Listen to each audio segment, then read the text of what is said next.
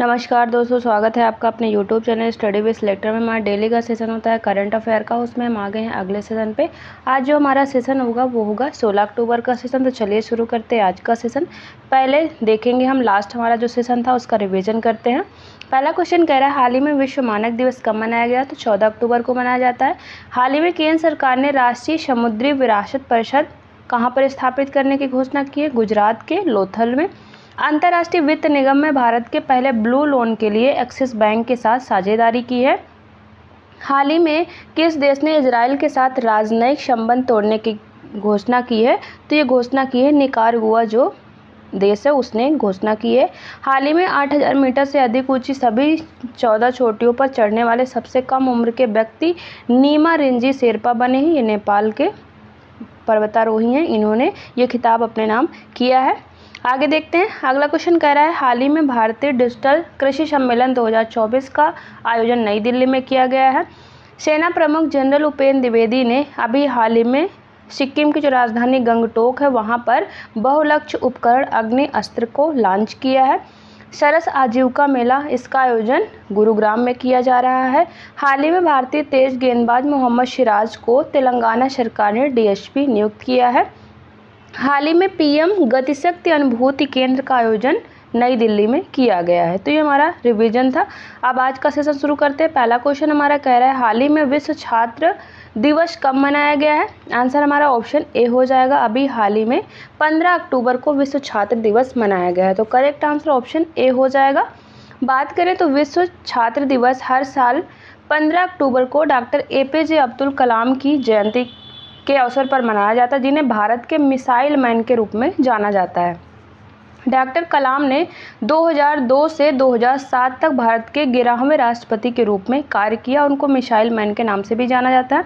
विश्व छात्र दिवस 2024 की थीम की बात करें तो थीम क्या है? Empowering students to be agents of change इस बार की थीम है विश्व छात्र दिवस 2024 की। रिवाइज कर लेते हैं कुछ इंपॉर्टेंट दिवस हमारे अक्टूबर के। जैसे विश्व मानक दिवस मनाया जाता है 14 अक्टूबर को, अंतर्राष्ट्रीय बालिका दिवस 11 अक्टूबर को, राष्ट्रीय बालिका दिवस 24 जनवरी को, विश्व मानसिक स्वास्थ्य दिवस 10 अक्टूबर को मनाया जाता है, विश्व डाक दिवस 9 अक्टूबर को, विश्व कपास दिवस 7 अक्टूबर को, विश्व सेरेब्रल पाल्सी दिवस 6 अक्टूबर को मनाया जाता है, विश्व शिक्षक दिवस मनाया जाता है 5 अक्टूबर को और विश्व शाकाहारी दिवस 1 अक्टूबर को मनाया जाता है।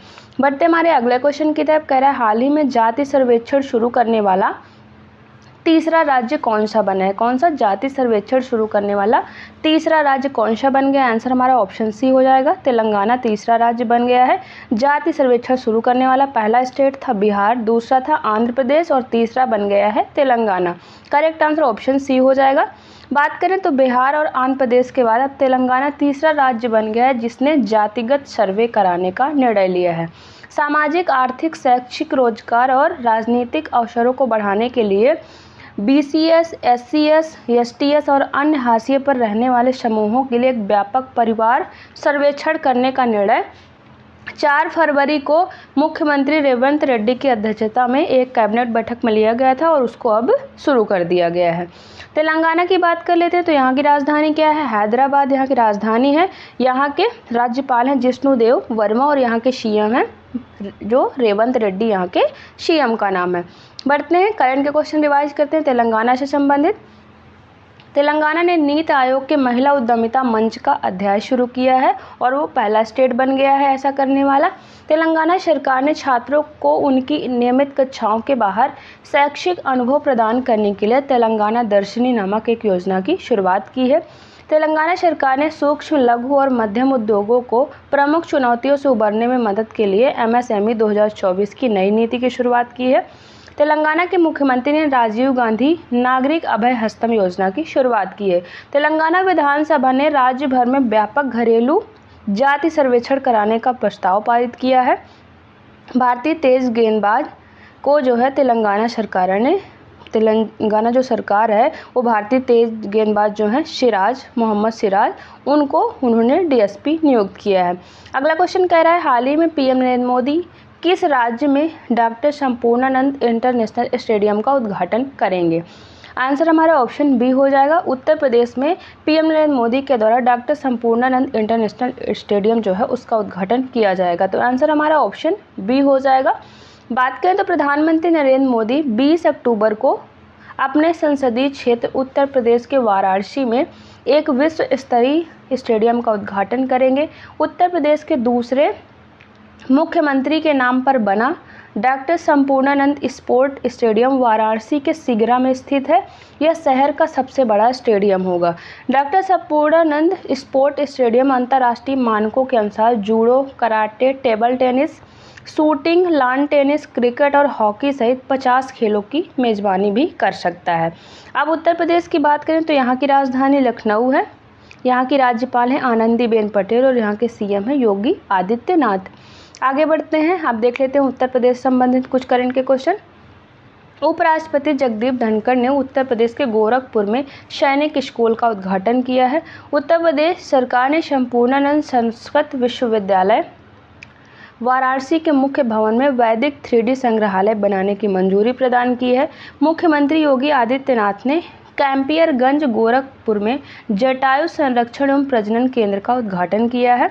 उत्तर प्रदेश सरकार द्वारा वृक्षारोपण जन अभियान 2024 के तहत उत्तर प्रदेश और पड़ोसी देश नेपाल की सीमाओं पर मित्र वन पहल की शुरुआत की गई है।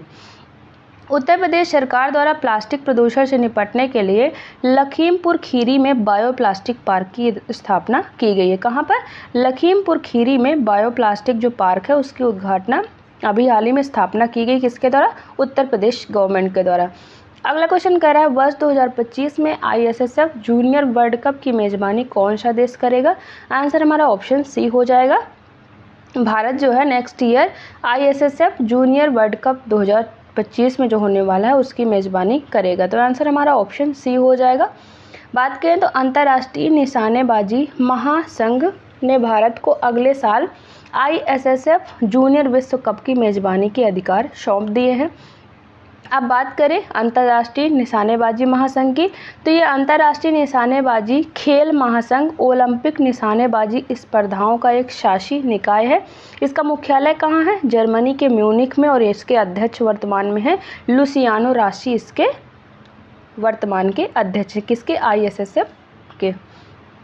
अब रिवाइज करते हैं करंट के कुछ क्वेश्चन। पहला कह रहा है विश्व ऑडियो विजुअल एवं मनोरंजन शिखर सम्मेलन 2024 का आयोजन गोवा में किया जाएगा और नवंबर में इसका आयोजन किया जाएगा। पहला अंतर्राष्ट्रीय सोलर महोत्सव 2024 नई दिल्ली में आयोजित किया गया है। ई गवर्नेंस पर 27वां राष्ट्रीय सम्मेलन 2024 मुंबई में आयोजित किया गया है। चौथा राष्ट्रीय हिंदी विज्ञान सम्मेलन 2024 का आयोजन मध्य प्रदेश की राजधानी भोपाल में किया गया है। वृक्ष साहित्य मंच 2024 का आयोजन रूस के कजान शहर में किया गया है। 10वां विश्व जल मंच 2024 का आयोजन इंडोनेशिया के बाली में आयोजित किया गया है। दूसरा कोलंबो सुरक्षा कॉन्क्लेव सेमिनार 2024 का आयोजन गुजरात की राजधानी गांधीनगर में किया गया है। पहला संयुक्त कमांडर सम्मेलन 2024 का आयोजन लखनऊ में किया गया। उत्तर प्रदेश की राजधानी लखनऊ में इसका आयोजन किया गया। अगला क्वेश्चन कह रहा है हाल ही में कौन चीन में माउंट शीश पांगमा पर चढ़ने वाले पहले भारतीय बन गए हैं? आंसर हमारा ऑप्शन ए हो जाएगा। अर्जुन वाजपेयी वो चीन के जो माउंट शीश पांगमा है उस पर चढ़ने वाले पहले भारतीय बन गए हैं। आंसर हमारा ऑप्शन ए हो जाएगा।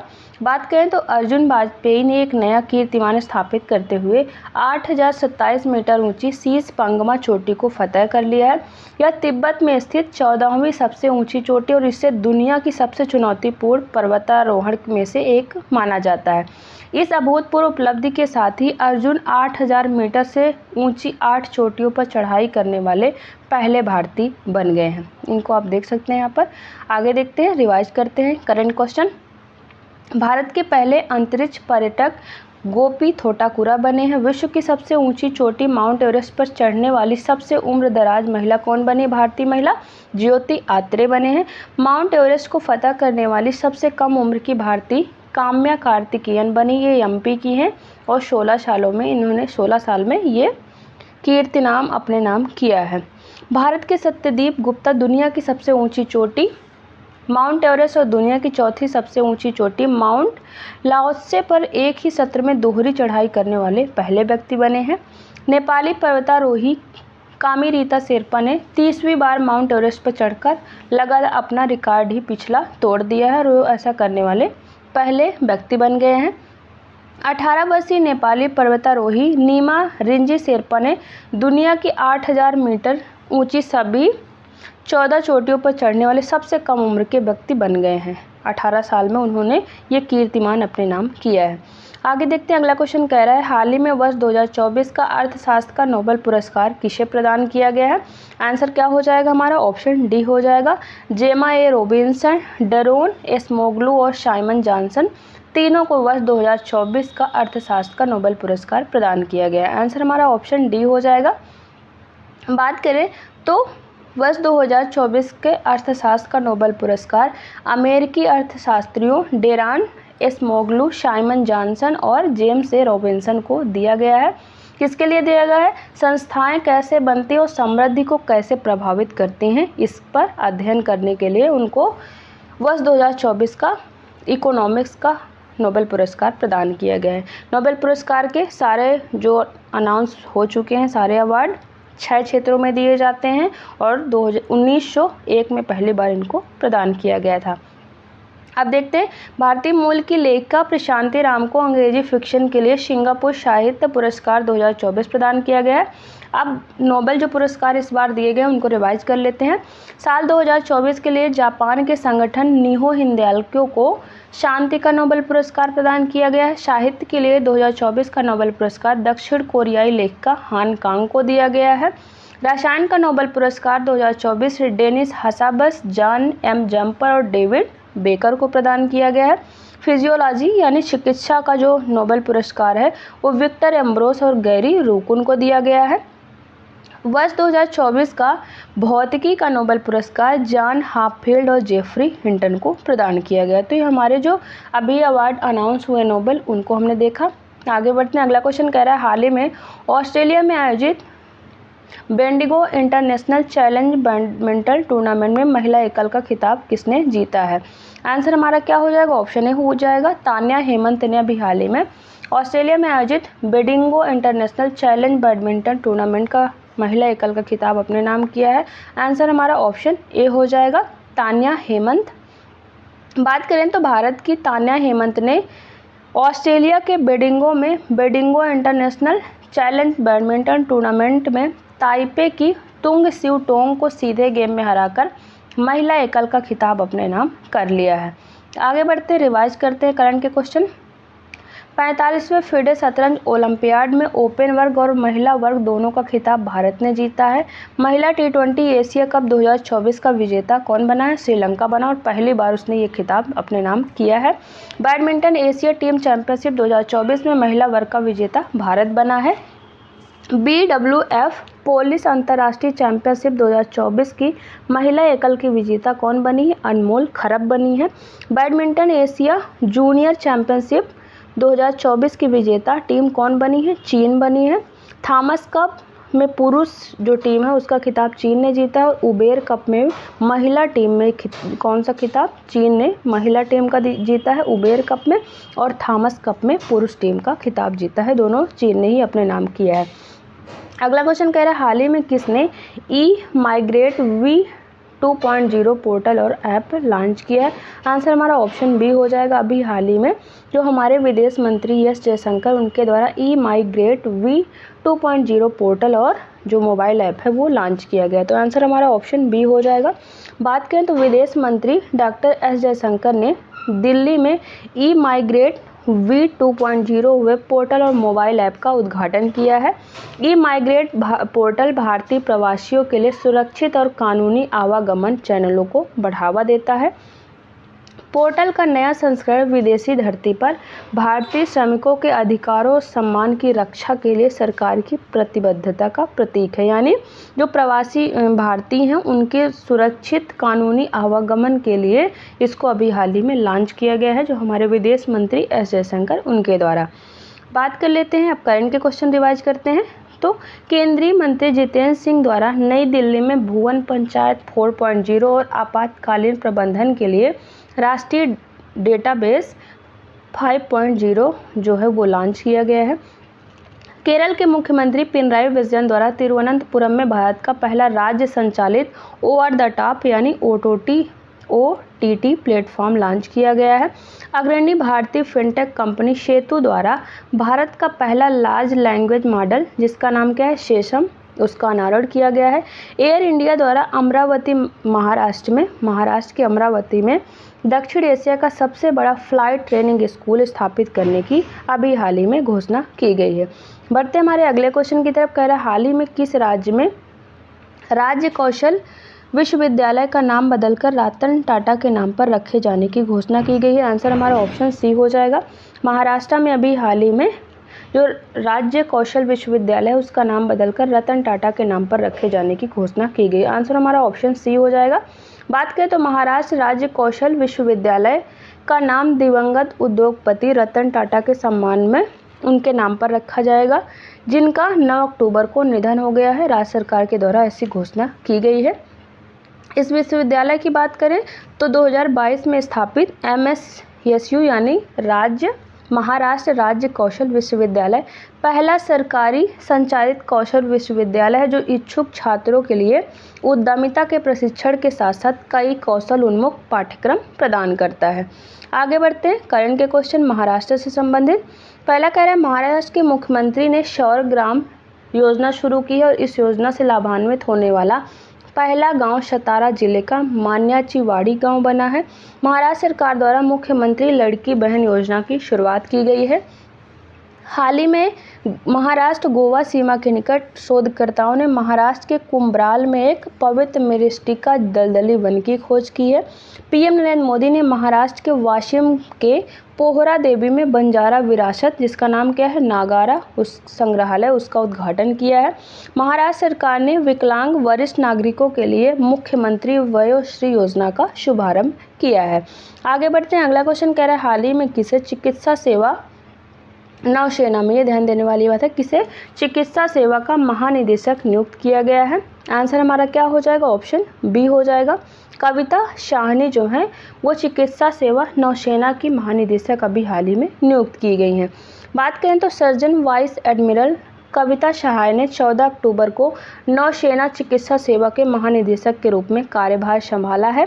रक्षा मंत्रालय के मुताबिक DG मेडिकल सर्विसेज MS के रूप में कार्यभार संभालने से पहले वह AMC सेंटर एंड कॉलेज की पहली महिला कमांडेंट थी। वह आर्मी मेडिकल कोर की कर्नल कमांडेंट के रूप में चुनी जाने वाली पहली महिला अधिकारी भी हैं। तो इनको अभी हाल ही में नौसेना चिकित्सा सेवा का महानिदेशक नियुक्त किया गया है। आगे देखते हैं डिफेंस से संबंधित कुछ करंट के क्वेश्चन। नियुक्तियां जो हुई हैं, air chief marshal Amarpreet Singh Bharat के 28वें वायुसेना प्रमुख बनाए गए हैं। अमृत मोहन प्रसाद को सशस्त्र सीमा बल का अभी हाल ही में महानिदेशक नियुक्त किया गया है यानी SSB का। तुहिन कांत पांडे देश के नए वित्त सचिव बने हैं। B श्रीनिवासन राष्ट्रीय सुरक्षा गार्ड यानी NSG के नए महानिदेशक नियुक्त किए गए हैं। दलजीत सिंह चौधरी सीमा सुरक्षा बल BSF के नए महानिदेशक बने हैं। लेफ्टिनेंट जनरल साधना सक्सेना नायर ने पहली महिला महानिदेशक चिकित्सा सेवा, ये आपको ध्यान देने वाली बात है, ये आर्मी की पहली चिकित्सा महानिदेशक बनी है। और जो अभी हमने आपको कविता शाहनी की बात की है वो चिकित्सा महानिदेशक बनी है नौसेना की। तो इन्होंने पदभार ग्रहण किया है। राजेश कुमार सिंह देश के नए रक्षा सचिव बने हैं। बढ़ते हैं। इस तरह से हमारा जो ऑब्जेक्टिव टाइप के क्वेश्चन का सेशन होता है वो ख़त्म होता है। एक क्वेश्चन जो लास्ट वीडियो में आपसे पूछे थे उसका आंसर देखते हैं। क्वेश्चन था हाल ही में माओवादी प्रभावित क्षेत्रों के लिए ग्रामोदय योजना किसने शुरू की है। आंसर हमारा ऑप्शन बी हो जाएगा।